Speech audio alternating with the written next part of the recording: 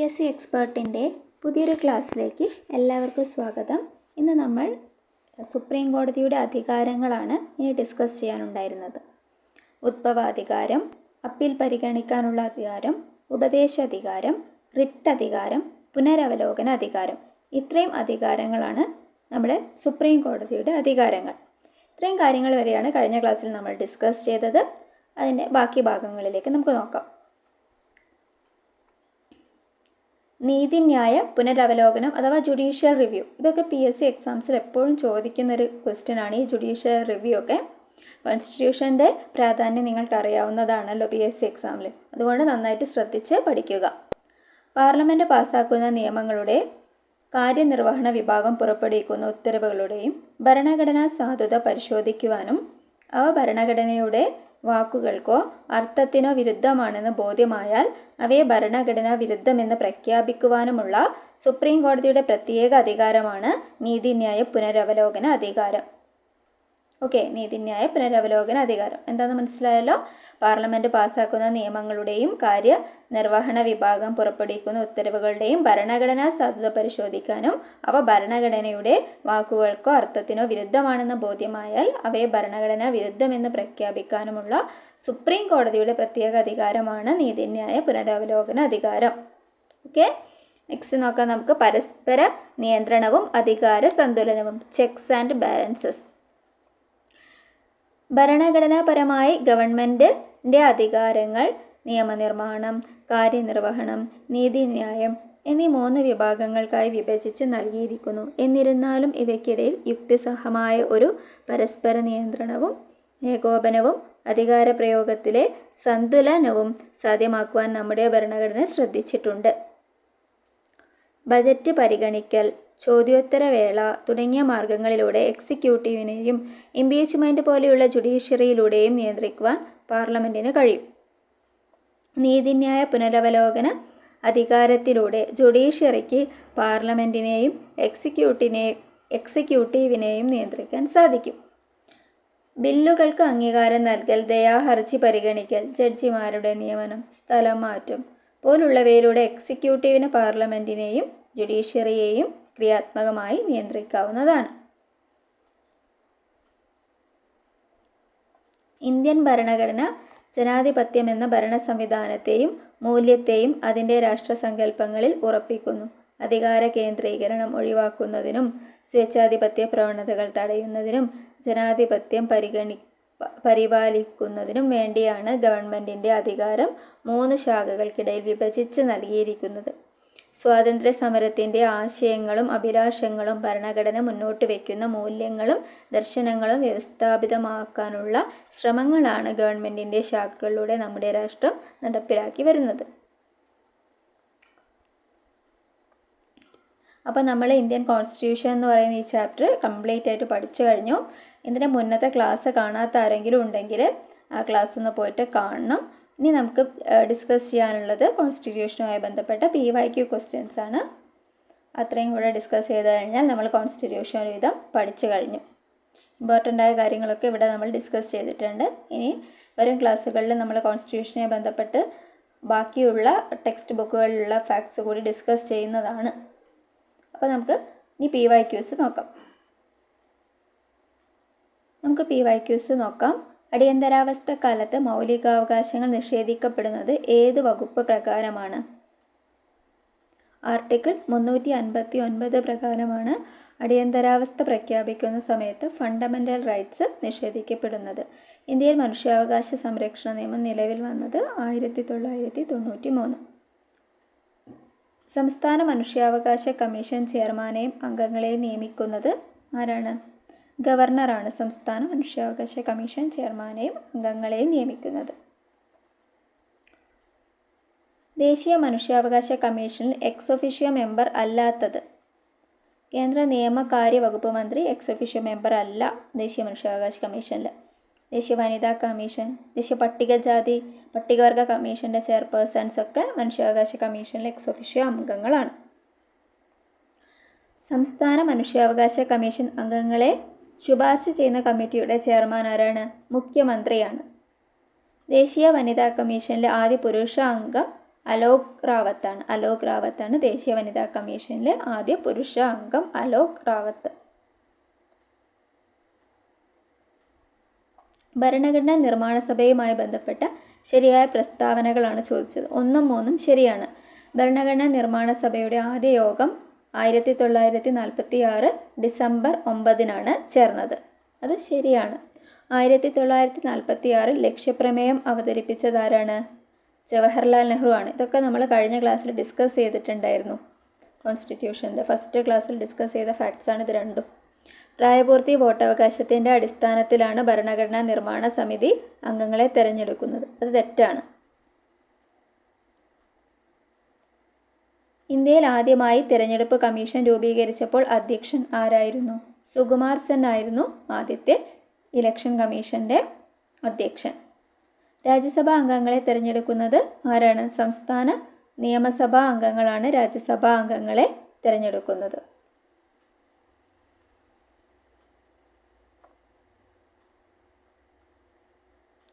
ഭരണഘടനയിലെ ഏത് ആർട്ടിക്കിൾ അനുസരിച്ചാണ് ഇന്ത്യൻ പ്രസിഡന്റ് ധനകാര്യ കമ്മീഷനെ നിയമിക്കുന്നത്? 280 പ്രകാരമാണ്. ആർട്ടിക്കിൾ 280 പ്രകാരമാണ്. താഴെ പറയുന്നവയിൽ തെറ്റായ പ്രസ്താവനയാണ് ചോദിച്ചത്. 4 മാത്രമാണ് തെറ്റ്, ബാക്കിയെല്ലാം ശരിയാണ്. നമുക്ക് നോക്കാം. നിർദ്ദേശക തത്വങ്ങൾ ഭരണഘടനയുടെ ഭാഗം 4 ഉൾപ്പെടുന്നു. ശരിയാണ്. ഒരു ക്ഷേമരാഷ്ട്രത്തെ ലക്ഷ്യം വയ്ക്കുന്നുണ്ട്.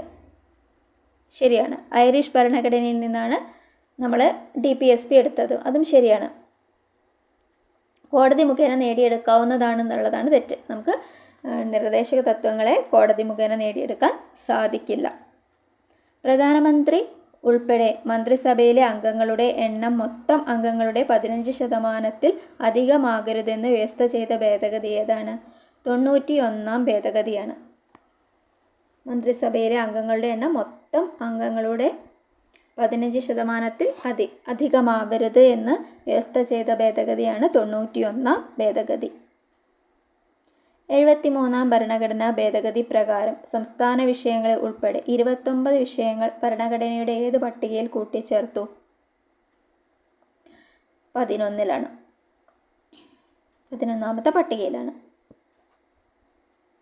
ഇന്ത്യൻ ഭരണഘടനയിലെ ആർട്ടിക്കിൾ 51A എത്ര മൗലിക കടമകൾ ഉൾപ്പെട്ടിരിക്കുന്നു? 11 മൗലിക കടമകളാണ് ഉൾപ്പെട്ടിരിക്കുന്നത്.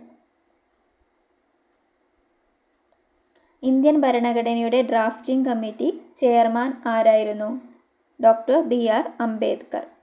1978 44ാം ഭരണഘടനാ ഭേദഗതിയിലൂടെ മൗലികാവകാശ പട്ടികയിൽ നിന്നും നീക്കം ചെയ്ത മൗലികാവകാശം സ്വത്തവകാശത്തെയാണ് 1978 44ാം ഭരണഘടനാ ഭേദഗതിയിലൂടെ നീക്കം ചെയ്തത്. അടിയന്തരാവസ്ഥ എന്ന വ്യവസ്ഥ ഏത് രാജ്യത്തിൻ്റെ ഭരണഘടനയിൽ നിന്നാണ് ഇന്ത്യ കടം കൊണ്ടത്? ജർമ്മൻ ഭരണഘടനയിൽ നിന്നാണ്. ഇന്ത്യയിൽ തദ്ദേശ സ്വയംഭരണ സ്ഥാപനങ്ങൾക്ക് നിയമസാധുത നൽകിയ കമ്മിറ്റി PK തുങ്കൻ കമ്മിറ്റിയാണ് തദ്ദേശ സ്വയംഭരണ സ്ഥാപനങ്ങൾക്ക് നിയമസാധുത നൽകിയ കമ്മിറ്റി. ഇന്ത്യൻ ഭരണഘടനയിൽ വിദ്യാഭ്യാസം എന്ന വിഷയം ഉൾപ്പെടുന്ന ലിസ്റ്റ് കൺകറൻറ്റ് ലിസ്റ്റ്. ഈ ഏരിയയും നമ്മൾ കഴിഞ്ഞ ക്ലാസ്സിൽ ഡിസ്കസ് ചെയ്തതാണ്. ഇതൊക്കെ ടെക്സ്റ്റ് ബുക്കിൽ നിന്നാണ് ക്വസ്റ്റ്യൻസ് വന്നത്. ഇപ്പോൾ മനസ്സിലായില്ലേ?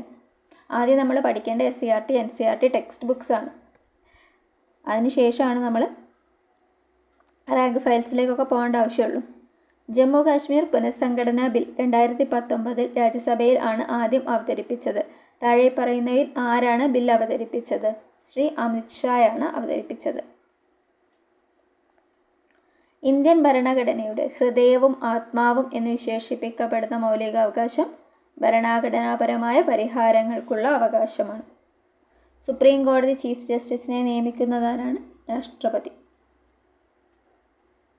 നിലവിൽ ഭരിക്കുന്ന രാഷ്ട്രീയ പാർട്ടി അടുത്ത തെരഞ്ഞെടുപ്പിൽ തങ്ങൾക്ക് ഗുണപ്രദമാകുന്ന തരത്തിൽ നിയോജക മണ്ഡലങ്ങൾ പുനർനിർണയം ചെയ്യുന്നതിനെ അറിയപ്പെടുന്നത് ജെറി മാൻഡറിംഗ് എന്നാണ്. ജെറി മാൻഡറിംഗ്.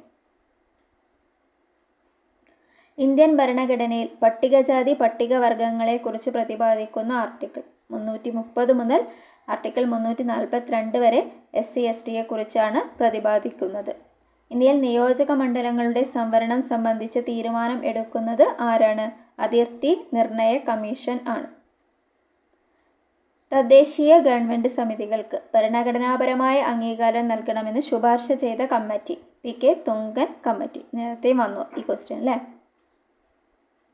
ഭരണഘടനയുടെ മനസ്സാക്ഷി എന്ന നിർദ്ദേശക തത്വങ്ങളെയും മൗലികാവകാശങ്ങളെയും വിശേഷിപ്പിച്ചത് ഗ്രാൻവില്ലെ ഓസ്റ്റിനാണ് അങ്ങനെ വിശേഷിപ്പിച്ചത്. ഭരണഘടനയുടെ മനസ്സാക്ഷി എന്ന നിർദ്ദേശക തത്വത്തെയും മൗലികാവകാശത്തെയും വിശേഷിപ്പിച്ചു.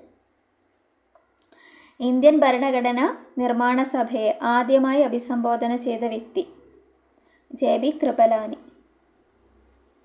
ഒരു വ്യക്തി അയാൾക്ക് അർഹതയില്ലാത്ത ഉദ്യോഗം വഹിക്കുന്നതിനെ തടയുന്ന റിട്ട് ക്വോ വാറന്റോ. ക്വോ വാറന്റോ ആണ് വാട്ട് അതോറിറ്റി. നിങ്ങൾക്ക് ഈ ഒരു പൊസിഷനിലിരിക്കാൻ എന്താണ് അധികാരം എന്നുള്ളത് ചോദിക്കുന്നതാണ്. ഒരു വ്യക്തി അയാൾക്ക് അർഹതയില്ലാത്ത ഉദ്യോഗം വഹിക്കുന്നത് അറിയപ്പെടുന്നത് ക്വോ വാറന്റോ. 44-ാം ഭരണഘടനാ ഭേദഗതി നടപ്പിലാക്കുമ്പോൾ ഇന്ത്യയുടെ രാഷ്ട്രപതി ആരായിരുന്നു?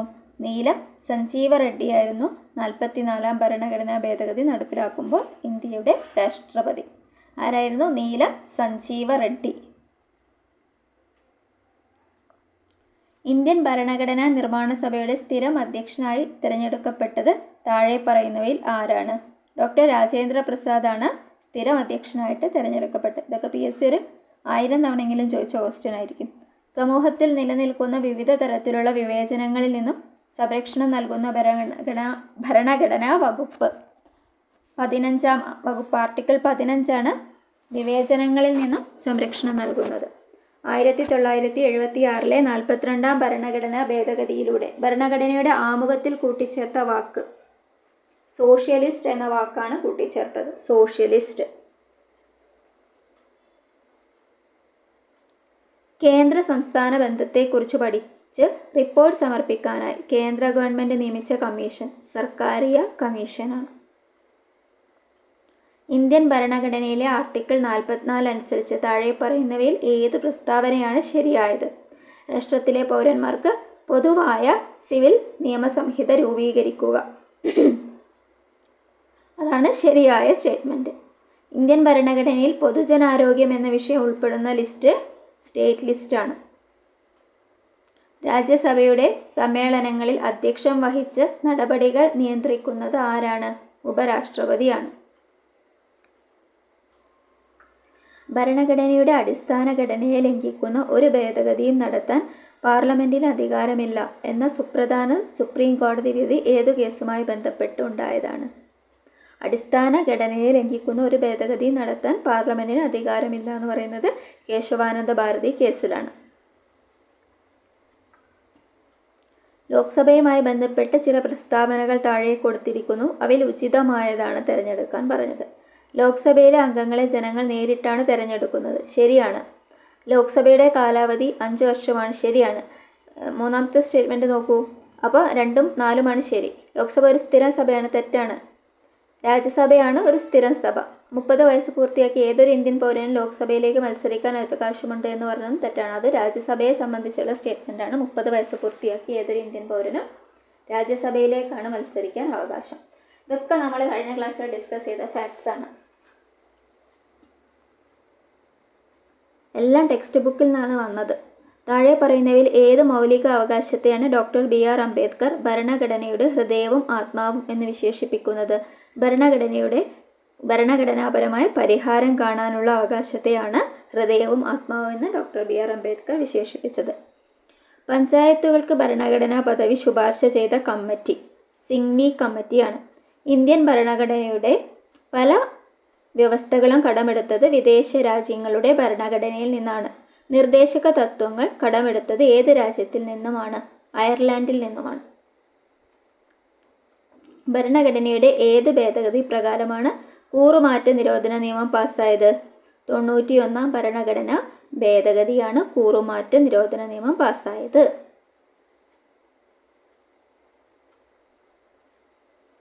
താഴെ പറയുന്നവയിൽ ഏതാണ് സംസ്ഥാന തിരഞ്ഞെടുപ്പ് കമ്മീഷനെ കുറിച്ച് പറയുന്നത്? ആർട്ടിക്കിൾ 243 ആണ് സ്റ്റേറ്റ് ഇലക്ഷൻ കമ്മീഷനെ കുറിച്ച് പറയുന്ന ആർട്ടിക്കിൾ 243 താഴെ അതേ സെയിം ക്വസ്റ്റ്യൻ തന്നെ. ഇന്ത്യൻ ദേശീയ പതാക തയ്യാറാക്കിയ പിംഗലി വെങ്കയ്യ ജനിച്ചത് ഏത് സംസ്ഥാനത്താണ്? ആന്ധ്രാപ്രദേശിലാണ്. മൗലിക കടമകൾ ഇന്ത്യൻ ഭരണഘടനയുടെ ഭാഗമായി കൂട്ടിച്ചേർത്ത ഭേദഗതി 42ാം ഭരണഘടനാ ഭേദഗതിയിലൂടെയാണ് മൗലിക കടമകളെ ഇന്ത്യൻ ഭരണഘടനയുടെ ഭാഗമായി കൂട്ടിച്ചേർത്തത്. ഇന്ത്യയുടെ ദേശീയ ഗീതമായ വന്ദേ മാതരം ബംഗാളി കവിയായ ബങ്കിം ചന്ദ്ര ചാറ്റർജി ഏത് കൃതിയിൽ നിന്നും എടുത്തതാണ്? ആനന്ദമഠം. മഹാത്മാഗാന്ധിക്ക് ജയ് എന്ന മുദ്രാവാക്യത്തോടെ ഭരണഘടനാ നിർമ്മാണ സഭ അംഗീകരിച്ച ഭരണഘടനാ വ്യവസ്ഥ അയിത്ത നിർമ്മാർജ്ജനം. ദേശീയ മനുഷ്യാവകാശ കമ്മീഷന്റെ അധ്യക്ഷനായി നിയമിക്കപ്പെട്ട ആദ്യ മലയാളി ജസ്റ്റിസ് KG ബാലകൃഷ്ണനാണ്.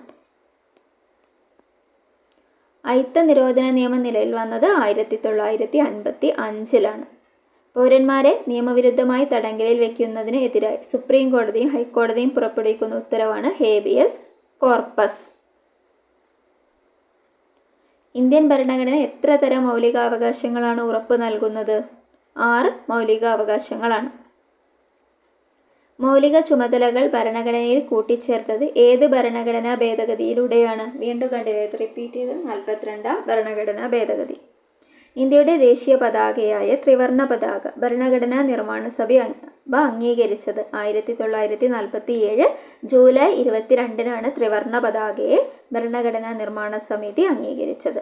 ഇന്ത്യയുടെ ദേശീയ നദി ഏതാണ്? ഗംഗ. ഇന്ത്യയുടെ ദേശീയ ഗീതം രചിച്ചത് ആരാണ്? ബങ്കിം ചന്ദ്ര ചാറ്റർജി. ഇന്ത്യയുടെ ദേശീയ ഗാനം ആലപിക്കാൻ എടുക്കേണ്ട സമയം 52 സെക്കൻഡ്. ദേശീയ മനുഷ്യാവകാശ കമ്മീഷന്റെ പ്രഥമ ചെയർമാൻ ആരായിരുന്നു? ജസ്റ്റിസ് രംഗനാഥ മിശ്ര. 1990-ൽ വിവരാവകാശത്തിന് വേണ്ടിയുള്ള പ്രസ്ഥാനം ആരംഭിച്ച സംഘടന മസ്ദൂർ കിസാൻ ശക്തി സംഗതൻ. താഴെ പറയുന്നവയിൽ അവകാശ പത്രികയിൽ ഒപ്പുവെച്ച ബ്രിട്ടീഷ് രാജാവ്? William III. താഴെ പറയുന്നവയിൽ ദേശീയ മനുഷ്യാവകാശ കമ്മീഷൻ ചെയർമാൻ സ്ഥാനം നിർവഹിച്ചിട്ടില്ലാത്ത വ്യക്തി? ഗോപാൽ ബല്ലവ് പട്ടനായിക് എന്ന് പറഞ്ഞ ആള് ദേശീയ മനുഷ്യാവകാശ കമ്മീഷനായിട്ടില്ല. രംഗനാഥ മിശ്ര ആയിട്ടുണ്ട്. S Rajendra Babu, doctor justice MN Venkata Chellaiah ഇവരൊക്കെ നമ്മുടെ മനുഷ്യാവകാശ കമ്മീഷന്റെ ചെയർമാനായ വ്യക്തികളാണ്. ഇന്ത്യയുടെ ദേശീയ പൈതൃക മൃഗം ആനയാണ്. ഇന്ത്യൻ ഭരണഘടനാ നിർമ്മാണ സഭയുടെ അധ്യക്ഷൻ ഡോക്ടർ രാജേന്ദ്ര പ്രസാദ്. ഭരണഘടനയിൽ മൗലിക കടമകൾ ഉൾപ്പെടുത്തിയ ഭരണഘടനാ ഭേദഗതി 42ാം ഭരണഘടനാ ഭേദഗതി. ദേശീയ ഗീതം രചിച്ചത് ബങ്കിം ചന്ദ്ര ചാറ്റർജി. വിവരാവകാശ നിയമം പ്രാബല്യത്തിൽ വന്ന വർഷം 2005. ഇന്ത്യൻ ഭരണഘടനയിലെ ഏത് ഭാഗത്താണ് മൗലികാവകാശങ്ങൾ ഉൾക്കൊള്ളുന്നത്? ഭാഗം 3. ഇന്ത്യയുടെ ദേശീയ പതാകയിൽ കാണപ്പെടുന്ന അശോക ചക്രത്തിൽ എത്ര ആരക്കല്ലുണ്ട്? 24. ഇന്ത്യയുടെ ദേശീയ പതാക രൂപകൽപ്പന ചെയ്ത വ്യക്തി പിംഗലി വെങ്കയ്യയാണ്. മൗലികാവകാശത്തിൽ ഉൾപ്പെടാത്തത് ഏതാണ്? സ്വത്തവകാശം മൗലികാവകാശത്തിൽ ഉൾപ്പെടില്ല. ഇന്ത്യൻ ഭരണഘടനയുടെ ഏത് അനുച്ഛേദത്തിലാണ് വിദ്യാഭ്യാസ അവകാശം ഉൾപ്പെട്ടത്? ആർട്ടിക്കിൾ 21A ആണ് വിദ്യാഭ്യാസ അവകാശം. താഴെ പറയുന്നവയിൽ ഏത് തത്വമാണ് 42ാം ഭേദഗതി പ്രകാരം ഇന്ത്യൻ ഭരണഘടനയുടെ ആമുഖത്തിൽ ചേർത്തത്? സോഷ്യലിസം ആണ്. സോഷ്യലിസം. ഇന്ത്യയുടെ കേന്ദ്ര വിവരാവകാശ കമ്മീഷനിൽ ചെയർമാനെ കൂടാതെ പ്രസിഡന്റിന് എത്ര വിവരാവകാശ കമ്മീഷണർമാരെ കൂടി നിയമിക്കാം? 10. ബച്പൻ ബച്ചാവോ ആന്തോളൻ എന്ന സംഘടന രൂപീകരിച്ച് ബാലവേലയ്ക്കെതിരെ പ്രവർത്തിച്ചത് കൈലാസ് സത്യാർത്ഥിയാണ്. ഇന്ത്യയുടെ ദേശീയ ഗീതമായ വന്ദേ മാതരം ഏത് ഭാഷയിലാണ് രചിക്കപ്പെട്ടത്? ബംഗാളി. റുപ്പി എന്ന ചിഹ്നം ഇന്ത്യയുടെ ദേശീയ ചിഹ്നമായി സ്വീകരിച്ചതെന്നാണ്? 2010 ജൂലൈ 15-നാണ്. മൗലിക കടമകൾ ഏത് വിദേശ ഭരണഘടനയിൽ നിന്നാണ് ഇന്ത്യൻ ഭരണഘടന കടമെടുത്തത്? മൗലിക കടമകൾ നമ്മൾ എടുത്തത് സോവിയറ്റ് യൂണിയനിൽ നിന്നാണ്.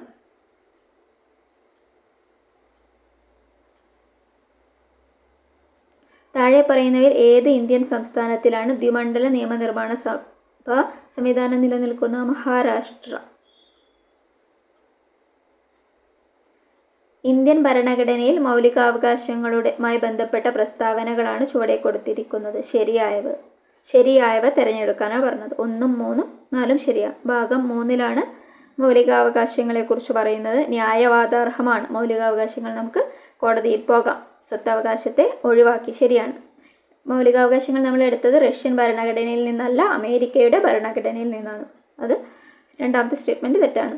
അപ്പോൾ ഇനിയും കോൺസ്റ്റിറ്റ്യൂഷനുമായി ബന്ധപ്പെട്ട ക്ലാസ് വേണമെങ്കിൽ നമ്മൾ ഇനിയും കണ്ടിന്യൂ ചെയ്യുന്നതാണ് ബാക്കി ഭാഗം. Thank you for watching. ഇഷ്ടപ്പെട്ടാൽ ലൈക്ക് ചെയ്യുക, ഷെയർ ചെയ്യുക, സബ്സ്ക്രൈബ് ചെയ്യുക. Thank you dears.